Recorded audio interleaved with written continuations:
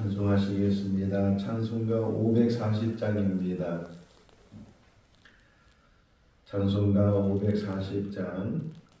주의 음성을 내가 들으니 사랑한다 말일세.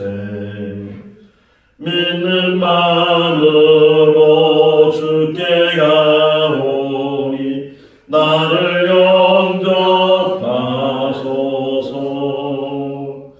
내가 매일 십자가 앞에 더 가까이 가오니 그새 주의 흘린 봄의 비로소 나를 정케 하소서.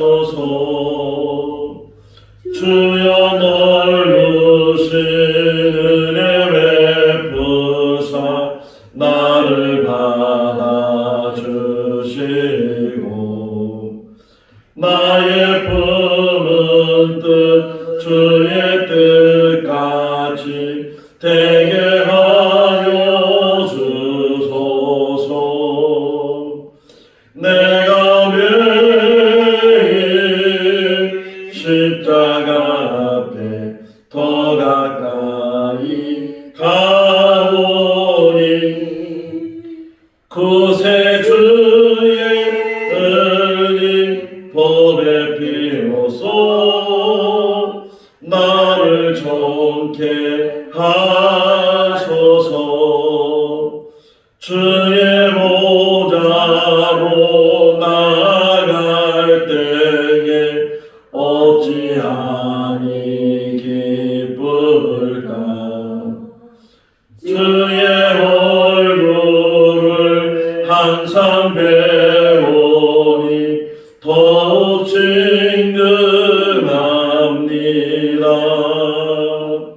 내가 매일 십자가 앞에 더 가까이 가오니 그새 주의 흘린 봄의 비로소 나를 정케 하소서. 우리 구주의 넓은 사랑을 증량할 자 없으며 주가 주시는 참된 기쁨도 헤아릴 수 없도다. 내가 매일 십자가 앞에 더 가까이 가오니 그새 주의 흘린 봄의 비로소 나를 정케 하소서. 아멘. 베드로후서 1장 12절에서 21절 말씀입니다. 베드로후서 1장 12절에서 21절 말씀. 그러므로 너희가 이것을 알고 이미 있는 자리에 서 있으나 내가 항상 너희에게 생각나게 하려 하노라. 내가 이 장막에 있을 동안에 너희를 일깨워 생각나게 하니 오른들로 여기노니 이는 우리 주 예수 그리스도께서 내게 지시하신 것 같이 나도 나의 장막을 벗어날 것이 임박한 줄을 알미라. 내가 힘써 너희로 하여금 내가 떠나는 날에도 내가 떠나는 것을 생각나게 하려 하노라. 우리 주 예수 그리스도의 능력과 강리하심을 너희에게 알게 한 것이 교모에 만든 이야기를 따른 것이 아니요 우리는 그의 크신 위엄을 친히 본 자라. 지극히 큰 영광 중에서 이러한 소리가 그에게 나기를 이는 내 사랑하는 아들이요 내 기뻐하는 자라 하실 때에 그가 하나님 아버지께 존귀와 영광을 받으셨느니라. 이 소리는 우리가 그와 함께 거룩한 산에 있을 때에 하늘로부터 나는 것을 들은 것이라. 또 우리에게는 더 확실한 예언이 있어 어두운 데를 비추는 등불과 같으니 날이 새어 샛별이 너희 마음에 떠오르기까지 너희가 이것을 주의하는 것이 옳으니라. 먼저 알 것은 성경의 모든 예언은 사사로이 풀 것이 아니니 예언은 언제든지 사람의 뜻으로 낸 것이 아니요 오직 성령의 감동하심을 받은 사람들이 하나님께 받아 말한 것입니다. 아멘. 할렐루야. 아멘. 우리가 이 땅에 살아가면서 가지고 있는 것이 있고 또는 가지고 있지 않은 것이 있는데, 근데 대부분의 많은 사람들은 가지고 있는 것에 대한 감사보다는 가지지 않는 것에 대해서 불평이나 불만이나 또는 원망이나 이런 일들을 이제 하게 되는 경우가 많이 있습니다. 우리 한 사람 한 사람 볼 때 물론 다른 사람에 비교하면 가진 것이 너무나도 없고 부족하지만 또 어떤 면에서 보면 또 어떤 사람에게 비교하면 우리는 너무나도 많은 것들을 가지고 살고 있지 않는가 생각이 되고, 우선 신체적인 면에서도 볼 수 있다는 것, 들을 수 있다는 것, 말할 수 있다는 것, 걸어갈 수 있다는 것, 이거 하나하나를 다시금 생각해 보면 얼마나 감사한지 몰라요. 보지 못하는 사람이 있고 듣지 못하는 사람이 있고 또 말하지 못하는 사람이 있는데, 우리들도 뭐 언제 또 보지 못할지 듣지 못할지 말하지 못할지 뭐 아무도 알지 못하잖아요. 그래서 흔히 우리를 가르쳐서 준장애를 가진 사람이다 이렇게도 말을 해요. 그러나 어쨌든 지금 볼 수 있다는 것, 들을 수 있다는 것, 이런 모든 것들이 너무 감사한데, 그런데 또 한편으로는 보는 것 때문에 듣지 못하는 게 있고 보는 것 때문에 알지 못하는 것들이 우리 가운데 있다 하는 것을 다시금 또 생각해 볼 수가 있습니다. 어제 제가 이렇게 유튜브를 보면서 유예은이라는 아이에 대한 영상이 이렇게 떠 있길래 잠깐 봤는데, 그래서 우리 새벽기도 나오는 여러분들한테도 한번 보시라 이렇게 보내드리기도 했는데, 오래전에 스타킹이라는 그런 프로에 4살, 5살 된 그 유예은 아이가 나와서 피아노를 치는데, 그 아이는 태어날 때부터 앞을 못 보는 아이예요. 그러니까 뭐 악보를 본다든가 뭐 이런 것들은 전혀, 또 그 엄마가 이야기할 때 피아노를 배운 적도 없다고.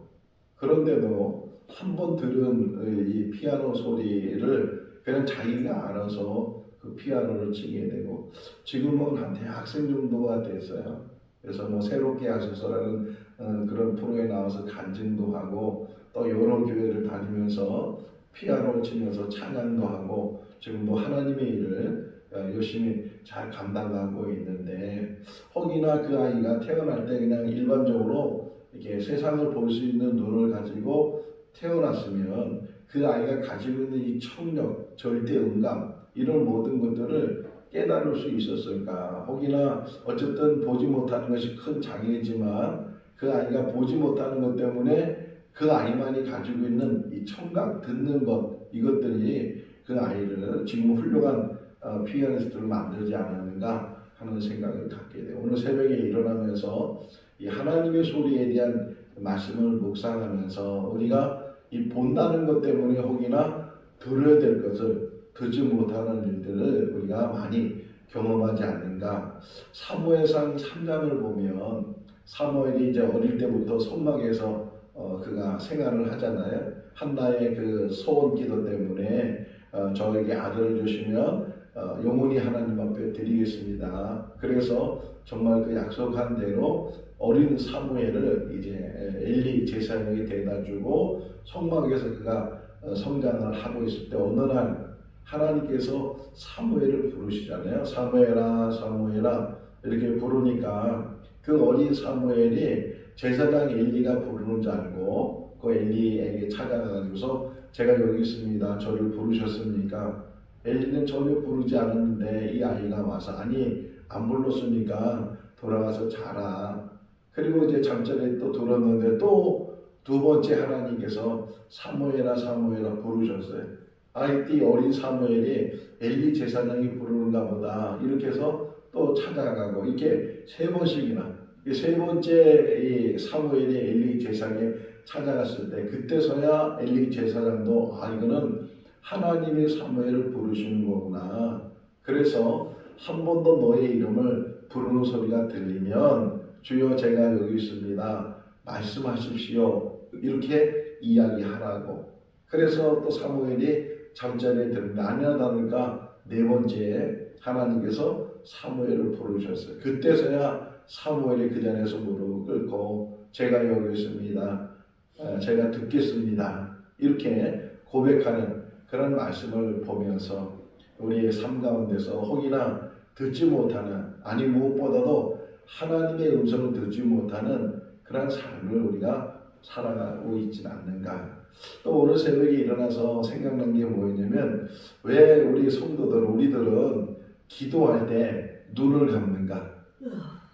눈 뜨고 기도해도 되잖아요. 뭐 눈 뜨고도 기도해요. 운전하면서도 기도하고 설거지하면서도 기도하고 눈 뜨고도 기도하지만 실상 정말 기도한다고 했을 때 눈을 감는 이유가 뭘까? 눈을 감아야 기도가 되는 이유가 뭘까?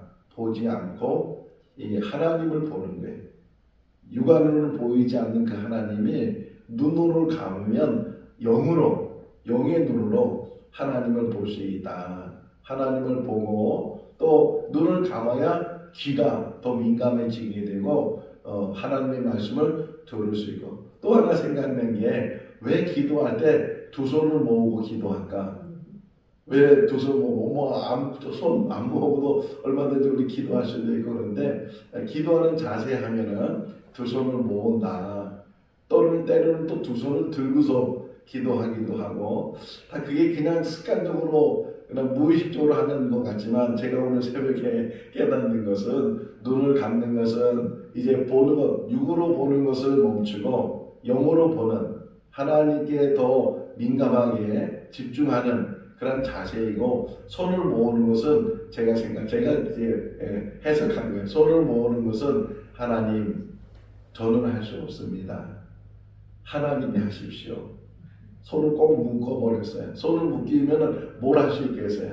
저는 할 수 없습니다. 하나님이 하십시오. 기도 내용이 뭐예요?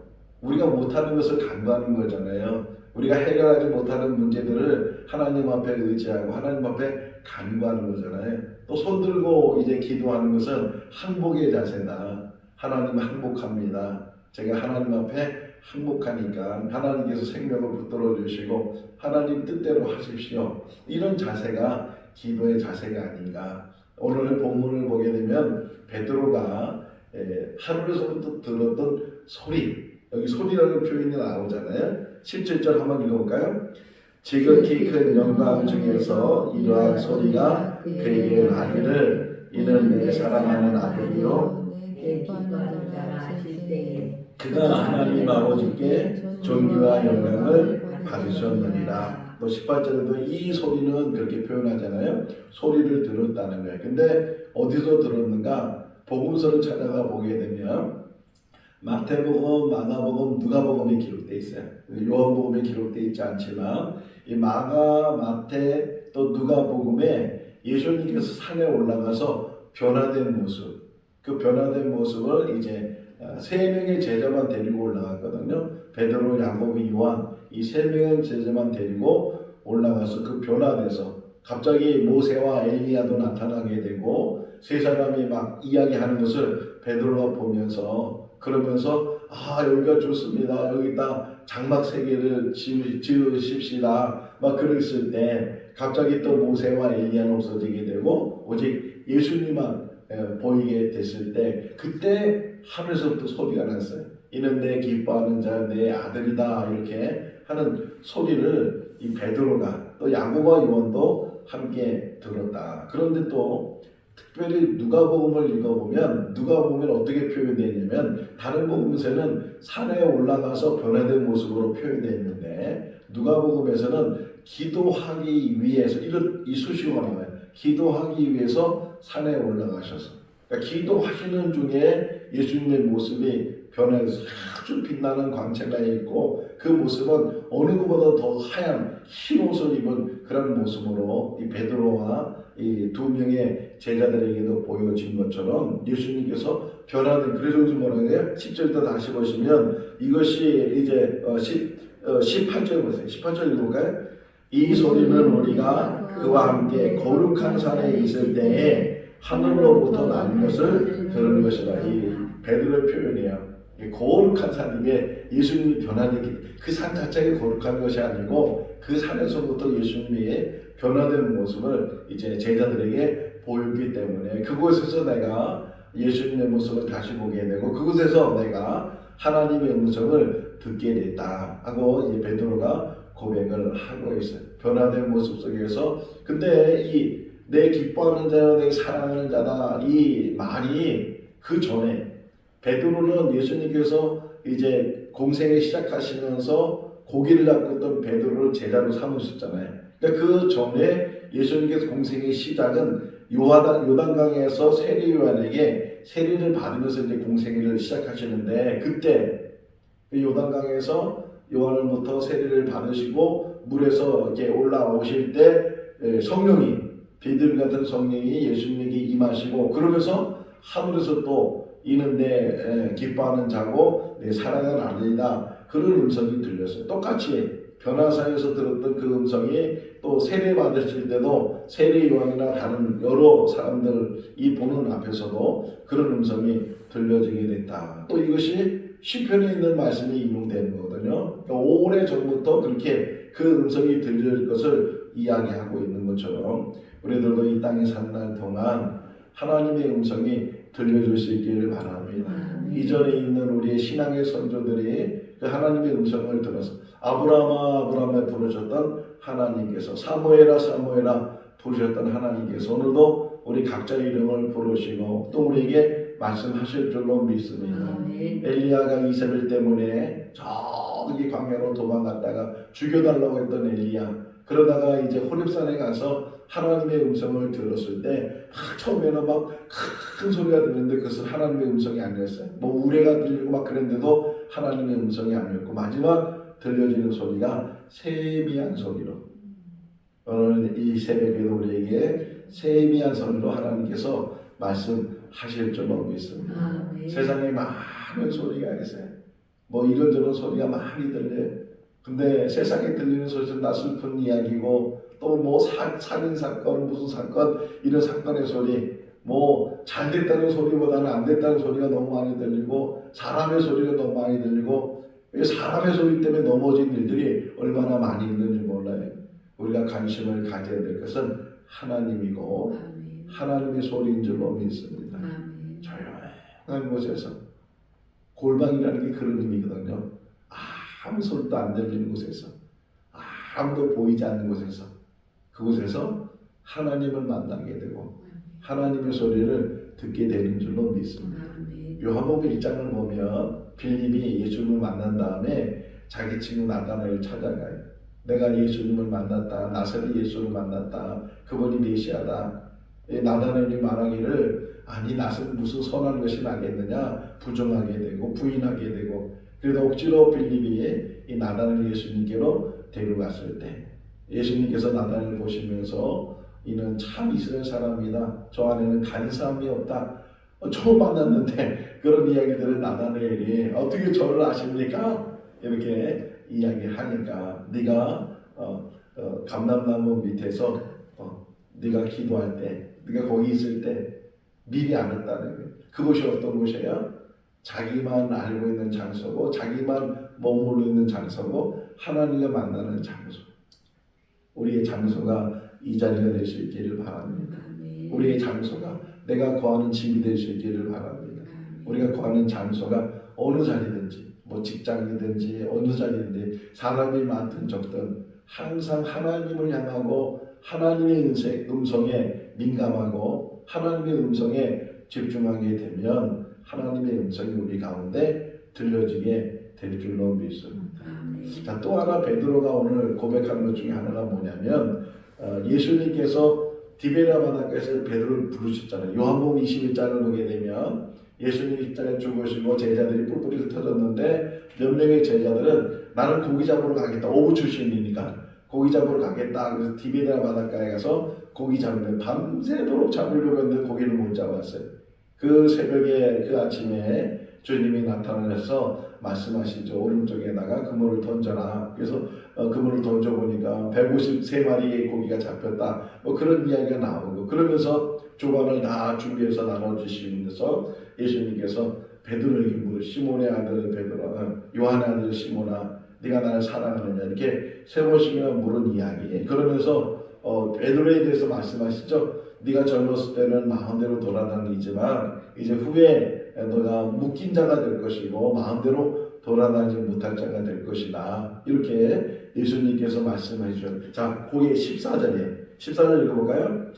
이는 우리 주 예수 그리스도께서 내게 지시한 것 같이 나도 나의 장막을 벗어날 것이 임박한 줄을 알미니라. 자, 이 표현이 뭐냐면 여기서 장막이라는 것은 육신을 가리켜요. 이 육신이 이제는 다 삶을 마쳐지게 되고 내가 이제 하나님의 부르심을 받게 될 때가 다 왔다. 뒤돌아보니까 정말 이제 시간이 흘러서 세월이 흘러서 그때 예수님이 하신 말씀들이 그냥 듣고 끝났었는데 나중에 로마로 가고 또 이제 붙잡히게 되고 순교하게 되고 그런 과정 속에서 예수님께서 하신 말씀들이 새록새록 기억나는 거예요. 주께서 그때 나에게 말씀하셨다. 절로서는 마음대로 돌아다닐지라도 이제 후에 때가 되면 네가 결박을 당하게 되고 하나님의 일을 위해서 네가 너의 삶을 살게 될 것이다. 이렇게 말씀하신 대로 그 말씀들이 다 이루어지게 된다는 거예요. 13절 14절에 보게 되면 장막이라는 표현이 나오거든요. 이 장막 안에 내가 살고 있는 동안에 또 이 장막이 이제 맞춰지게 되면 장막이라는 의미가 뭐예요? 제가 이제 몽골에 가서 한 4년 선교사로 있었는데 몽골 사람들은 유목민이잖아요. 그러다 보니까 이 집을 자주 옮겨야 되고 그래서 흔히 그 사람들은 그걸 개를 하더래요. 집인데 천막으로 만든 뭐 빨리빨리 만들면 한 2시간이면은 다 만들 수 있는 그런 집인데 이 특징이 뭐냐면 이게 임시처소라는 거예요. 영원히 사는 것이 아니고 잠깐 사는 마찬가지로 지금 이 베드로가 이 표현하고 있는 이 장막도 육신을 가리킬 뿐만 아니라 이 육신을 가리키는 이 땅의 삶이 잠시라는 거예요. 우리도 잠시 이 땅에 살다가 하나님 부르시면 하나님께서 예비하신 영원한 나라에 가서 영원히 살게 될 줄로 믿습니다. 이 장막에 아무리 새 장막을 세워도 시간이 흐르면 낡아지게 되고 결국은 버려지게 되는 것처럼 아무리 우리 육신이 건강해도 또 뭐 이 땅에 사는 것이 뭐 다 누릴 수 있는 그런 것들을 혹이나 가지고 있어도 그것도 다 지나가는 거예요. 다 지나가는. 이 세상에는 정말 새 것도 없고 이 세상에 영원한 것도 없고 다 지나가는 그런 삶 속에서 하나님께서 영원한 것을 예비해 두시고 또 우리를 그것으로 영접해 주시는 줄로 믿습니다. 고린도후서 5장 1절에서도 바울이 얘기하잖아요. 이 육신의 장막이 이제 벗겨지게 되면 벗어지게 되면 손으로 짓지 않은 하늘에 있는 영원한 그곳으로 이제 하나님께서 우리를 불러주시고 그것을 영원히 살게 하신다라고 표현하고 있는 것처럼 그러한 삶을 이 나그네 인생의 삶을 그리고 거류민의 삶을 우리가 이 땅에 살고 있지만 우리의 영원한 본향은 천국인 줄로 믿습니다. 교회에서 늘 붙들고 나가야 되는 게 뭐냐면 이 세상의 성공이 아니고 이 세상의 성취가 아니고 영원한 하나님 나라에 우리가 임하는 것이고 거기서 승리의 결과를 부르는 것이고 영원히 하나님과 더불어서 찬양하며 영광스럽게 그 하나님과 더불어 사는 삶을 우리가 살게 되는 줄로 믿습니다. 베드로가 이제 자기가 이제 순교할 때가 죽을 때가 다 된 것을 이야기하면서 내가 혹이나 하나님의 부르심을 받아서 이 땅의 삶을 그쳐지게 된다 할지라도 나는 지나가지만 나는 이제 이 땅에 존재하지 않지만 그럼에도 불구하고 이 복음은 주님께서 말씀해 주시고 하나님이 전해 주신 이 복음은 그 후대 사람들에게도 전해줘야 된다. 자, 베드로전서 5장 맨 마지막 부분에 두 사람 이름이 나오는데 실루아노와 또 한 사람 나왔죠. 기억나세요? 마가라는 사람이 나왔어요. 마가, 내 믿음의 아들 마가, 이렇게 표현하고 있는 것처럼 마가는 바나바의 조카였고 또는 바울의 동역자였다가 중간에 그만둬서 바울은 이제 마가와 상대를 안 하려고 했는데 나중에 보면요 바울도 마가를 불러요.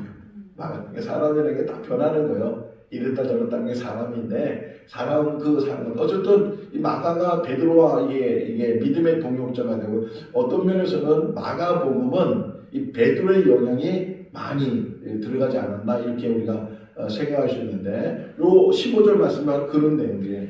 15절 한번 읽어볼까요? 내가 힘써 너희로 하여금 내가 떠난 후에라도 어느 때나 이런 것을 생각나게 하려 하노라.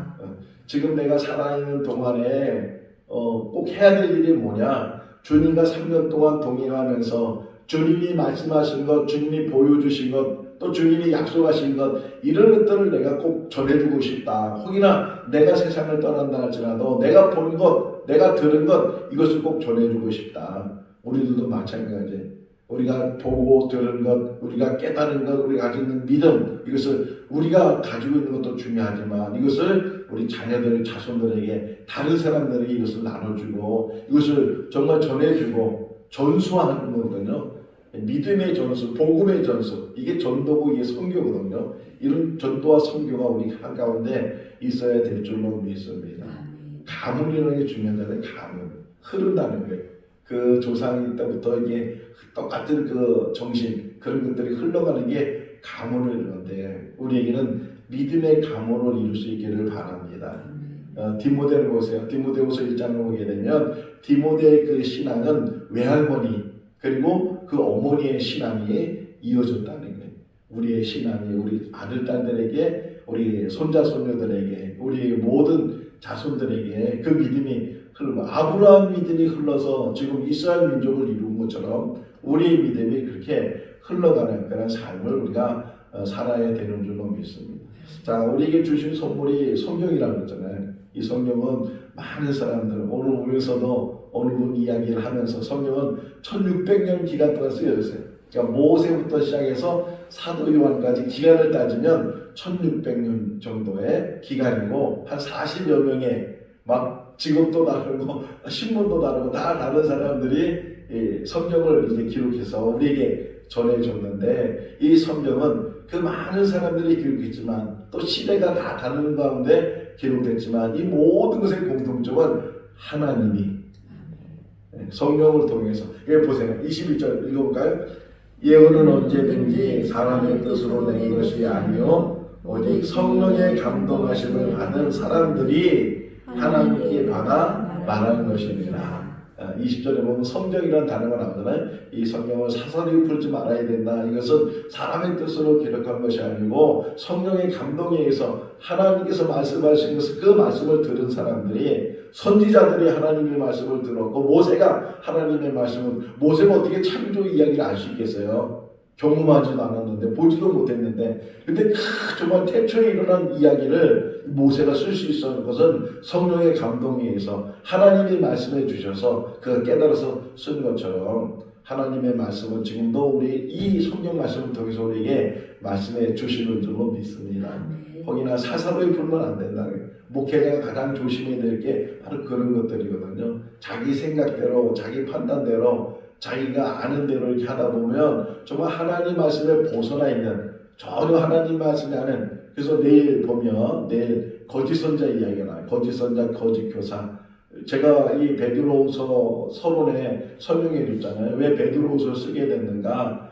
적이라는 게 밖에도 있고 안에도 있고 근데 이 밖에 있을 때 고난과 그 어려운 일이 이 핍박이 있지만 또 안으로는 교회 안으로는 이단들이 내일 볼 말씀이 있지만 1절을 보면 2장 1절 보면 이단들이 거짓된 사람들이 들어와서 거짓 가르침을 통해서 사람들을 넘어뜨리려는 바울도 그 제일 걱정했잖아요. 그렇게 성경에 대해서 제대로 정말 하나님의 말씀을 더 겸손한 마음으로 더 두려운 마음으로 더 하나님의 말씀이 정말 이런가 하는 그런 생각을 가지고 말씀을 묵상하고 말씀을 붙들고 정말 한자 한자 옛날에는요, 성경이 이제 그 우처럼 인쇄가 잘 돼 있고 뭐 프린터가 생겨서 그렇게 막 복사하고 그럴 때가 아니잖아요. 사본으로 쓰잖아요. 사본. 성경은 이제 한 권인데 그 한 권을 두 권을 만들 때, 세 권을 만들 때 이걸 이제 베껴 쓰는 사람이 있단 말이에요. 서기관들이라고 하는데 이런 사람들이 성경을 쓸 때요, 얼마나 신중하게 쓸지 몰라요.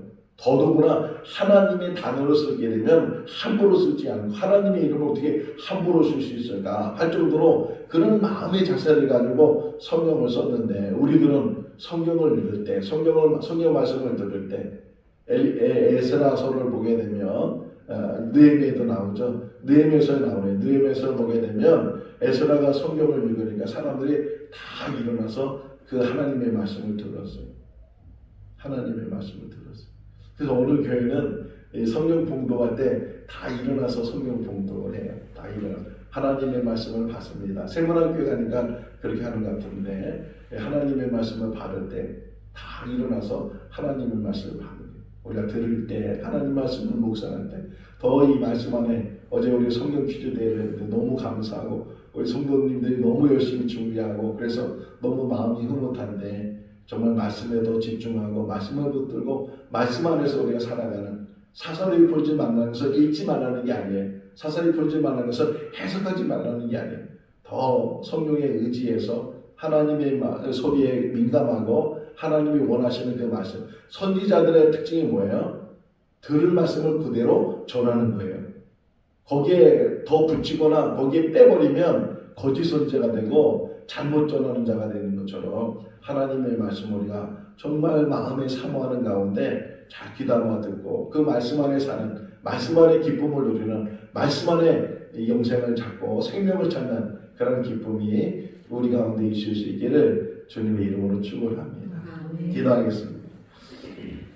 사랑이 많으신 하나님 아버지, 이 세상은 많은 소리 속에서 우리가 소음 속에 살고 있습니다. 그러다 보면 하나님의 음성을 듣지 못하고 귀담아 듣지 못하고 또 세상에 들려지는 소리 때문에 염려하고 근심하고 걱정할 때도 있습니다.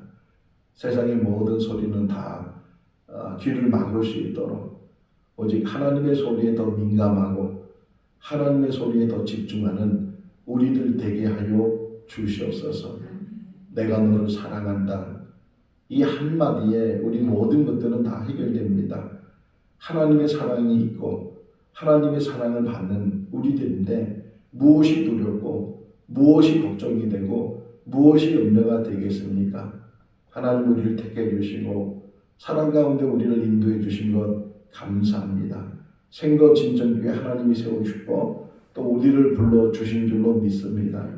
이 안에 사랑의 공동체를 누리게 하시고 하나님의 말씀만이 풍성하게 하시고 하나님의 말씀만이 온전히 증거되는 교회 되게 하여 주시옵소서. 우리 모두는 죄인입니다. 우리 모두는 우리 스스로 구원받을 수 없는 무능한 자들입니다. 불의한 자들입니다. 오직 주님의 십자가 붙들게 하시고 주님의 보혈로 씻음받게 하시고 천국 백성으로 이 땅에 살다가 하나님의 부르심을 할 때 그 천국에 들어가 영원한 삶을 사는 우리 모두가 되게 하여 주시옵소서. 한 주간 시작하는 월요일 이 아침에 불러주신 것 감사합니다. 이 한 주간도 주님의 은혜 가운데 사는 우리 모두 되게 하여 주시기를 간절히 바라옵고 예수 그리스도 이름으로 기도하옵나이다. 아멘. 마쳤습니다. 자유롭게 기도하시기 바랍니다.